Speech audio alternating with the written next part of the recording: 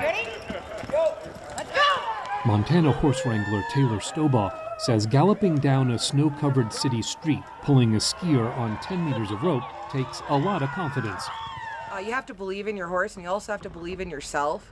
You have to know your horse's limits, so when you're going down the track, if it's a little bit of bad terrain or if it's too deep of the snow, you have to know if your horse is going to be able to make it through it. Stobaugh is part of a sport called Skijoring, where horses and riders pull skiers through a timed course with jumps and sets of rings to catch with your arm. As the rider, she's coordinating her horse and her skier.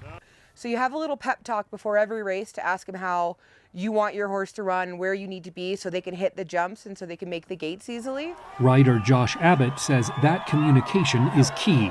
The skier reads the track and can kind of tell you, this is what move over here, slow down here, and the skier gets to know the gears of the horse and the tendencies of the horse.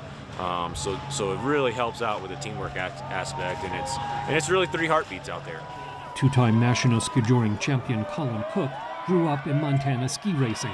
You can't just grab somebody that ski race, throw them on at the end of a rope and expect them to do good. It definitely takes training. Because you can't always see where you're landing, Cook says you have to scout the course ahead of time. You're sitting on top of the ramp, looking at where your gate is, and then find a point where you know you need to be going off that gate with that direction.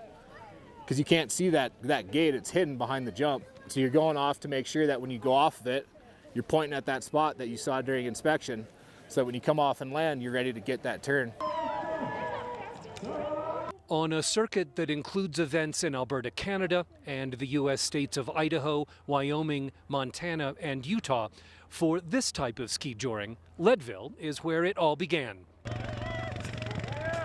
Skijoring historian Loren Zhimanskova.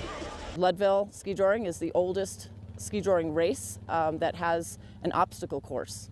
It started in 1949. You see the Golden Borough Cafe behind us.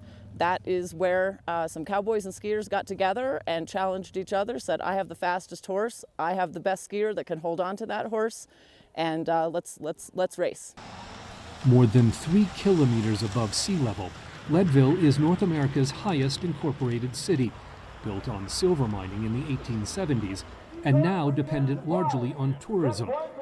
So this was a welcome return of crowds kept away from last year's race by coronavirus. After taking a bit of a reprieve last year, the crowds this year have been larger than I've ever seen. The enthusiasm, the ability to cheer, to be all together, to gather at restaurants. We had a live band last night. It really is a great release. Aspen Traders co-owner James Smits. It seems to have brought more people to Leadville because so many people want activities that are outdoor and something that's real. And Leadville is an authentic Old West town. Skijoring is just a really important part of that.